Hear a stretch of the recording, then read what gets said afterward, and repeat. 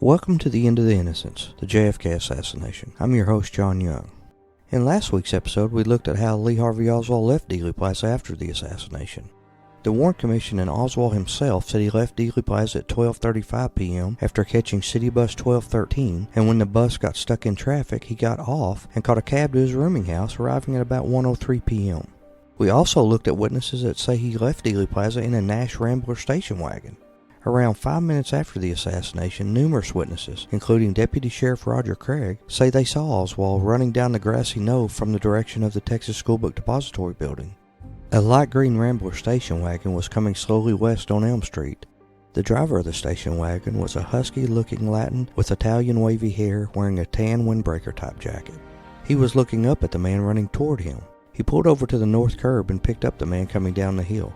Other witnesses on the knoll made similar statements to the Oswald look-alike running across the grass to get into the light green Rambler Nash station wagon, further adding truth to what Officer Craig observed. What is of interest is that many people who saw the man on the grass that got into the Rambler wagon claim that this person was Lee Oswald, or an Oswald look-alike. The Warren Commission didn't pursue this lead. But how could Oswald be in two places at once?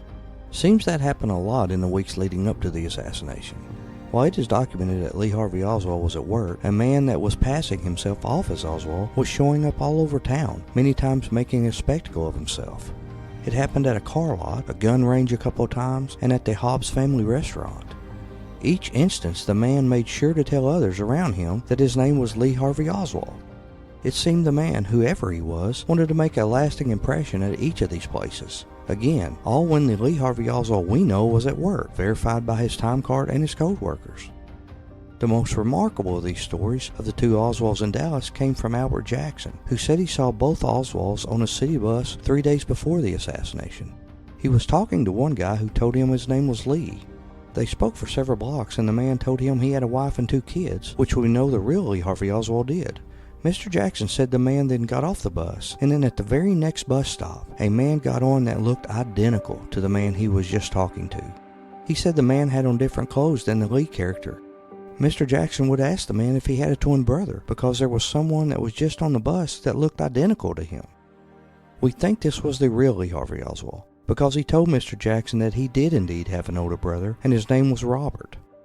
Who was this man impersonating Lee Harvey Oswald? And maybe the more important question is why?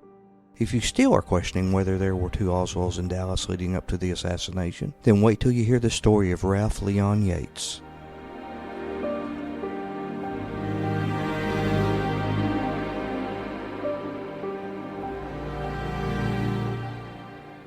On November 20th, shortly before the Ralph Yates encounter, multiple witnesses told the FBI that they saw Oswald at the Dobbs House restaurant about a mile north of the Beckley Street entrance to the Thornton Expressway, where Yates would soon give a ride to a gentleman that looked identical to Lee Harvey Oswald. At the Dobbs House restaurant, this man claiming to be Lee Oswald acted in a publicly rude and obnoxious manner. According to waitress Mary Dowling, J.D. Tippett was also seated in the restaurant at the time of this incident. She had known Tippett for many years. The point of this charade was probably to bring Lee Oswald to J.D. Tippett's awareness, so that he would recognize him for their fateful meeting 2 days later. During both the Dobbs House appearance and the Yates episode, the real Lee Harvey Oswald was filling orders at the book depository, verified by his time card and his co-workers. The assassination of President Kennedy continued to suck innocent people into its whirlwind.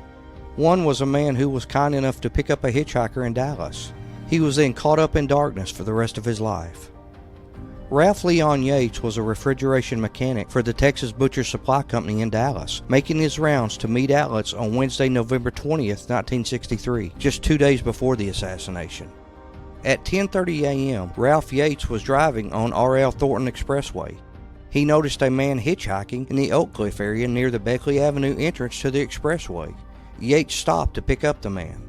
When the hitchhiker got into Yates' pickup truck, he was carrying what Yates described later in a statement to the FBI as, quote, a package wrapped in brown wrapping paper about 4 feet to 4.5 feet long, end quote.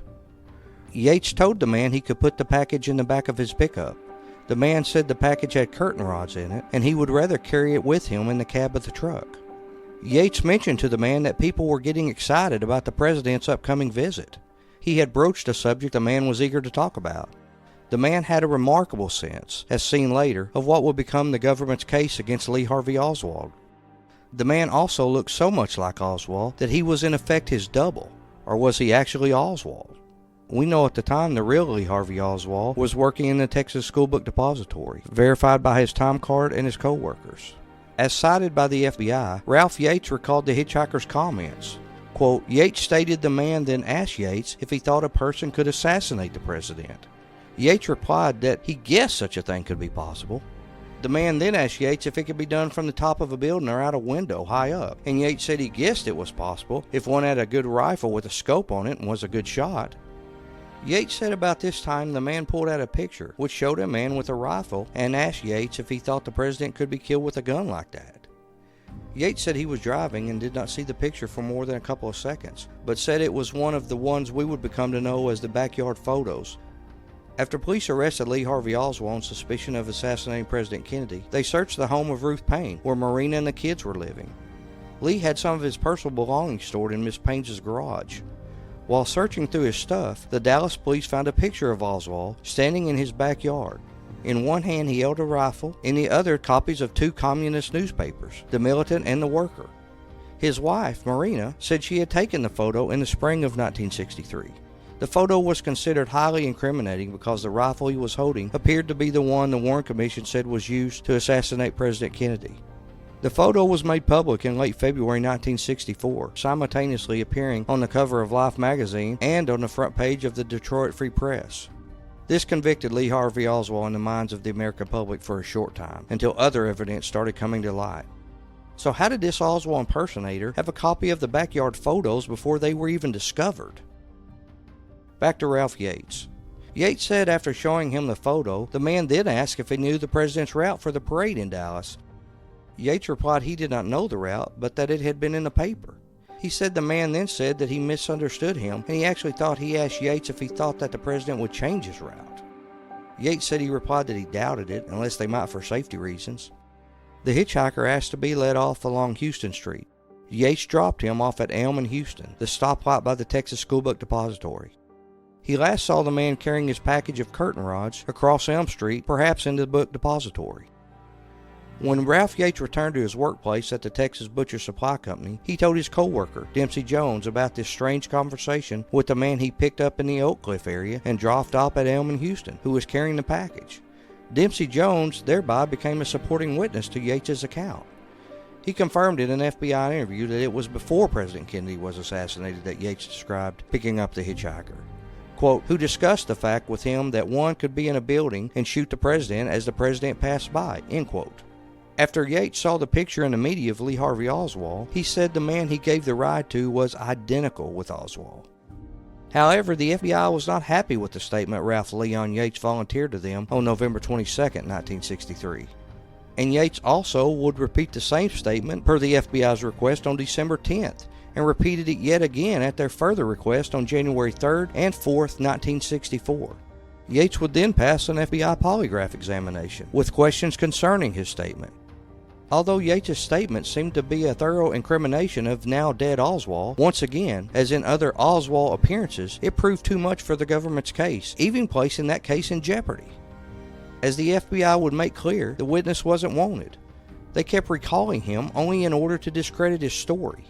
What was so unacceptable about Ralph Yates' testimony? In terms of the hitchhiker's looks, itinerary, and comments, he was either Lee Harvey Oswald or a well-informed double. We know the real Lee Harvey Oswald was at work during this time, once again, verified by his time card and his co-workers, including his boss. The Beckley Avenue entrance to the Thornton Expressway was on the same street as Oswald's rooming house, located at 1026 North Beckley.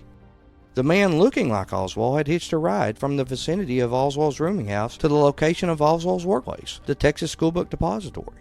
The man's comments were like Oswald's behavior in the series of self-incriminating incidents we'd already seen. An obvious attempt to draw attention to himself as the potential presidential assassin. Most significant in this instance was the package in brown wrapping paper that the man insisted on keeping in the cab with him, which he said contained curtain rods. The package of curtain rods carried by Yates' hitchhiker corresponds with Oswald's notorious cover story in the Warren Report for sneaking his rifle into the book depository. As the Warren Report describes this incident, it was on Thursday, November 21st, that Lee Oswald asked his co-worker, Buell Wesley Frazier, if he could ride home with him that afternoon. Frazier lived in Irving, half a block from Ruth Payne's house, where Oswald's wife Marina and their 2 daughters were then staying. Frazier asked Oswald why he wanted to ride with him on Thursday rather than Friday, when Lee normally went to the Payne's household to stay with his family over the weekend. Lee's answer reportedly was, quote, "I'm going home to get some curtain rods to put in my apartment," end quote. According to Frazier and his sister, Lenny Mae Randall, the next morning Oswald brought a brown paper package about 2 feet long with him when he rode in Frazier's car back to the book depository for work. Frazier told the Warren Commission that when he asked Oswald what was in the package, he replied, quote, "curtain rods," end quote. Despite the fact that the package Frazier and Randall claimed they saw was too small to hold even a rifle that was broken down, and although no one else saw Oswald with any package at all that morning, the Warren Commission concluded that Oswald must have used such a ruse to smuggle his rifle from Ruth Payne's garage into the depository building. In the Warren Report, the curtain rod story is the critical lie that supposedly enabled Oswald to carry secretly the weapon that he used to murder the president.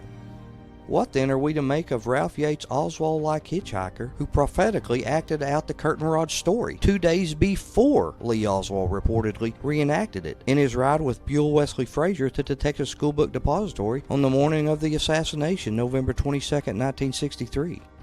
There had been no second curtain rod/rifle delivered by Oswald to the depository. The first, as done by the Oswald Ralph Yates picked up, could have served the Warren Report quite well. Oswald could have been portrayed as smuggling the rifle into the depository on Wednesday, then hiding it on the 6th floor of the building until he used it to shoot the president on Friday. In that version of the story, Yates could have been a valuable witness for the government against an already dead, media-convicted assassin. However, just as there was once again a problem of too many Oswalds, with one working his regular hours in the book depository, while the other was hitchhiking with Ralph Leon Yates, so too was there a problem of too many curtain rod deliveries to account for one rifle being smuggled into the building. The trail of duplicating curtain rod stories led not to a lone assassin, but to an intelligence operation tripping all over itself while working overtime to scapegoat Oswald. Ralph Yates was a stubborn witness to what turned out to be unwanted evidence. On his second trip to the Dallas FBI office on December 10, 1963, he repeated and signed his statement about picking up the hitchhiker with the curtain rods. From his first contact with the FBI, Yates, who had pointed out that he was married with 5 children, said he, quote, would appreciate not receiving any type of publicity from the fact that he was furnishing them with this information, end quote. About that concern, he need not have worried. The FBI would make certain his testimony to another Oswald with a second curtain rod story would be buried from public view forever. On January 2, 1964, J. Edgar Hoover, the FBI director himself, sent a teletype marked urgent to Dallas Special Agent in Charge J. Gordon Shankling on Ralph Leon Yates.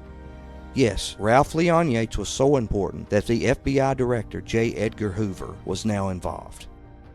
Hoover noted that a previous FBI investigation into whether Yates may have been at his company at the same time he said he picked up the Oswald-like hitchhiker provided insufficient evidence. Hoover therefore ordered the Dallas FBI office to re-interview Yates with the polygraph, the instrument more commonly known as a lie detector.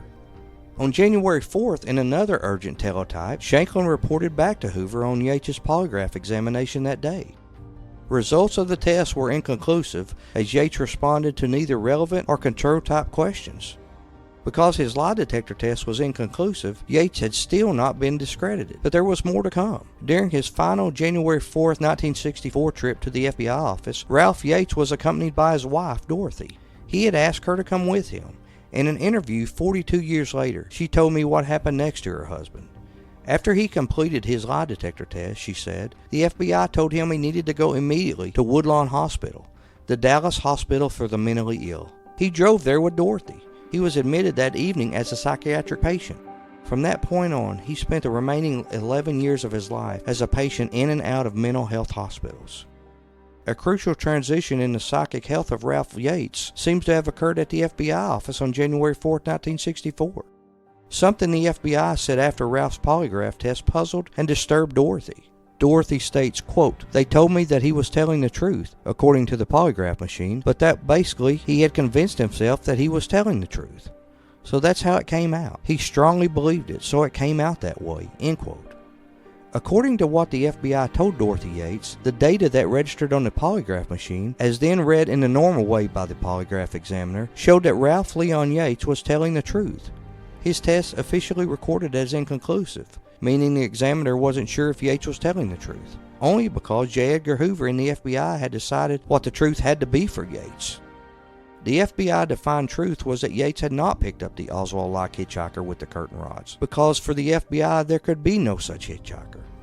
Therefore, Ralph Leon Yates, by being so definitive as shown in his polygraph chart, and knowing that he did precisely that, picked up a non-existent hitchhiker, could only have lost touch with reality. What for any other polygraph person would serve as proof of truth-telling was, in this case of Yates, proof only as an illusionary divorce from reality. The wrenching but undeniable truth for Yates, that he helped a man he thought was the president's assassin deliver what could have been his weapon to the book depository, was what compelled him to contact the FBI in the first place. Now he was being told that his experience was nothing but an illusion. The FBI said so. Because of Yates' unwavering polygraph conviction to the contrary, that he knew what really happened, J. Edgar Hoover and the FBI knew what they had to do. They told him to report at once to a psychiatric hospital. Exactly what happened to Ralph Yates in the following days as a patient at Woodlawn Hospital, Dorothy Yates did not witness and does not know. She does know that early one morning, about a week later, Ralph broke out of Woodlawn. At 4 a.m., she opened the front door of their house to find Ralph standing barefoot on the steps in his white hospital clothes. Snow was swirling all around him. Ralph told Dorothy he had escaped from the mental institution. He said he tied sheets together and climbed down from a window. He had then stolen a car and driven home. Ralph was tormented by fear in a way Dorothy would see repeated for years. He told his wife someone was trying to kill them and their children because of what he knew about Oswald. She quickly bundled up their 5 sleepy children, the oldest of whom was 6. Ralph drove his family away from their house in a stolen car. Within a few hours, Dorothy was more alarmed by her husband's frantic efforts to avoid the murder at every turn than she was by any unidentified killers. She returned the car and reported his whereabouts to the Woodlawn Hospital authorities. Ralph was picked up and returned to Woodlawn. He was soon transferred to Terrell State Hospital, a psychiatric facility about 30 miles east of Dallas, where he lived for 8 years. He was then transferred to the Veterans Hospital in Waco for a year and a half, and finally to Rush State Hospital for the final year and a half of his life. While a patient at all 3 hospitals, he spent intermittent periods of from 1 to 3 months at home with his wife and children. He was never able to work again. In the course of Ralph's psychiatric treatment, Dorothy said that he was giving drugs to the point where they made him walk around like a zombie. He learned to resist the process. Ralph faked swallowing the pills. More difficult to avoid were the shock treatments. He received over 40 of them. The impact of the shock treatments on his long-range memory was, his wife said, quote, evidently nothing, because he didn't forget what he was there for, end quote. His encounter with the hitchhiker he had dropped off at Elm in Houston. Ralph told Dorothy, quote, I don't know if they're trying to make me forget what happened or what, because I'm always going to say those things happened because they did, end quote. To the end of his life, Ralph held on to the truth of his experience with the hitchhiker carrying the curtain rods. He never backed down, Dorothy said. Ralph died at Rush State Hospital on September 3, 1975, from congestive heart failure. He was 39 years old. He left behind a wife and 5 children.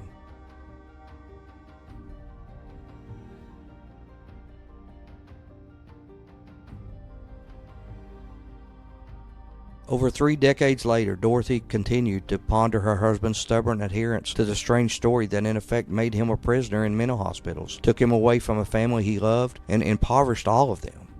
He was haunted by an experience he could not forget, for which he then suffered for the rest of his life because his unwillingness to recant it.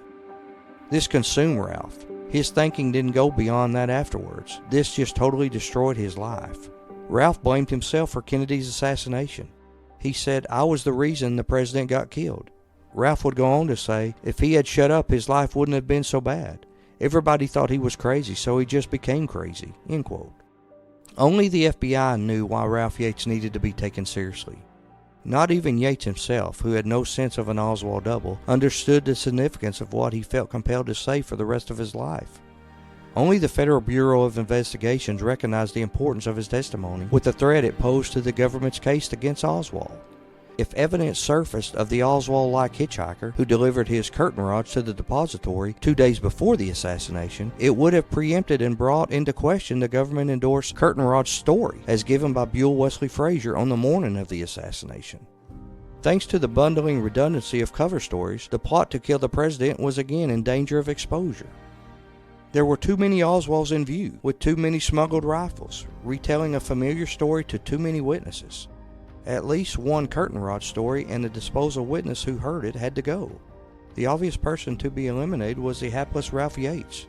His stubborn and insistence on what he knew he had seen and heard, the man he had given a ride, had to be squelched. Ralph Yates then went through 11 years of hell, yet he could not forget and would not stop speaking about it. What he witnessed when he picked up a man he thought was Lee Harvey Oswald. Without ever understanding the full meaning of the experience he refused to renounce, Ralph Leon Yates was a witness to the unspeakable. When I first read and studied the story of the FBI forcibly committing Yates, I could not understand why. Yates was providing information that was consistent with Oswald wanting to kill Kennedy and potentially possessing a rifle to do it. How was this problematic to the Warren report?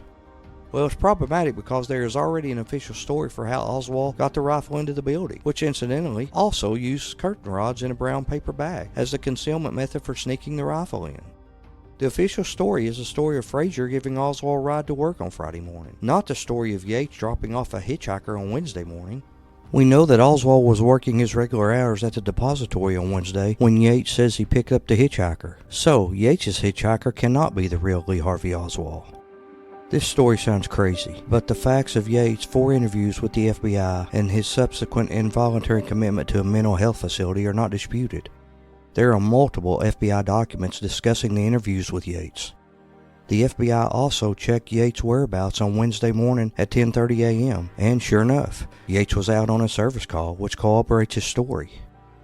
Ralph Yates is where the analysis of the case really starts to diverge between conspiracy researchers and lone gunman researchers. For people who are suspicious of Oswald acting alone, the Yates story is a game changer. The feds committed this man to a mental institution without due process, all because he told what was apparently an inconvenient truth. And what was his truth that got him in trouble?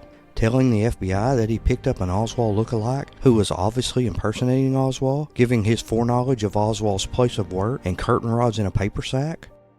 Yates relayed his encounter with the hitchhiker to his co-worker Dempsey before the assassination on that Wednesday. How could Yates have possibly known to make that up? For Warren Report defenders, the Yates episode is an interesting coincidence that is a red herring.